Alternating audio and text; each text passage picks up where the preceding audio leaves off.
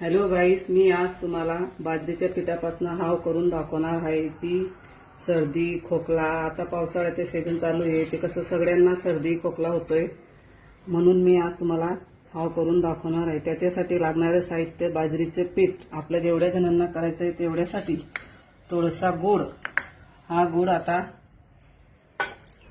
पाण्यात विरघळून घ्यायचा आहे। आपल्याला जेवढ्या जणांना घ्यायचं आहे तेवढ्यासाठी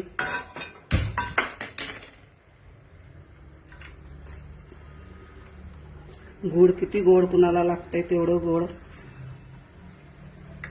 चवीप्रमाणे टाका। त्याच्यात आणि थोडंसं तेल ऍड करा।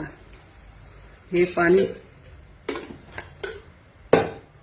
उकडलं की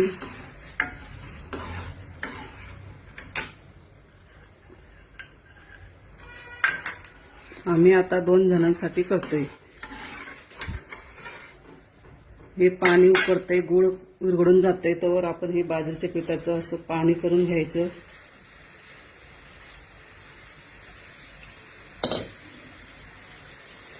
बाजरीचे पीठ थोडं नकळत भाजून घ्यायचं, म्हणजे कच्चं लागत नाही ते।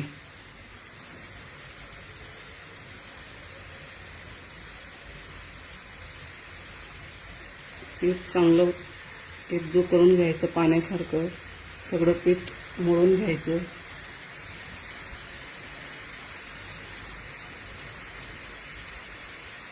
ही हाव 2-3 वेळा कधी पिली सकाळी रोज, कशी का सर्दी असेना खोकला असेना, आणि मेन म्हणजे ओली बाळंतण बाई असते, तिला जर रोज ही हाव प्यायला दिली तिला, आणि पौष्टिक असते, बाळासाठी पण चांगलं असते। ही हाव चांगली आहे शरीरासाठी। हिवाळा पावसाळा रोजही पिली तरी काही होत नाही।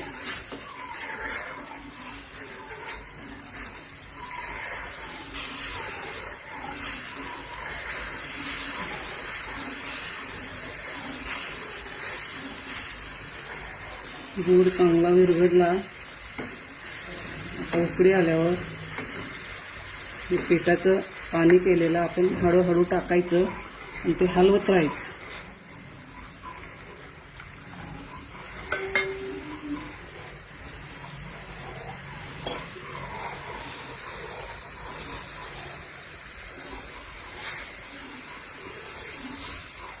आपल्याला जेवढी पाहिजे ते करा।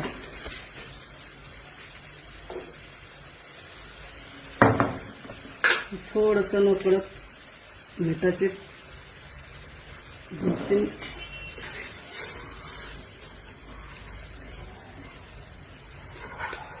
थोडंसं मीठ टाकलं तरी चालतं, म्हणजे त्याची चव चांगली लागते। जेवढी पातळ असली तेवढी प्यायला चांगली पडते। ही बघा, आपली बाजरीची पिठापासून हाव झाली। ही गरम गरम पिल्यानं घसा पण मोकळा होतोय, सर्दी मोकळी होते, खोकला येत नाही, आणि शरीरासाठी पौष्टिक असते। मेन म्हणजे ही जास्त पावसाळ्यात हिवाळ्यात प्यायला चांगली आहे। लहान मुलांना म्हणा, म्हाताऱ्या लोकांना म्हणा, बाळंतण बाई असली चालू तिला म्हणा, सगळ्यांना प्यायला चांगली आहे। ही बघा आपली हाव।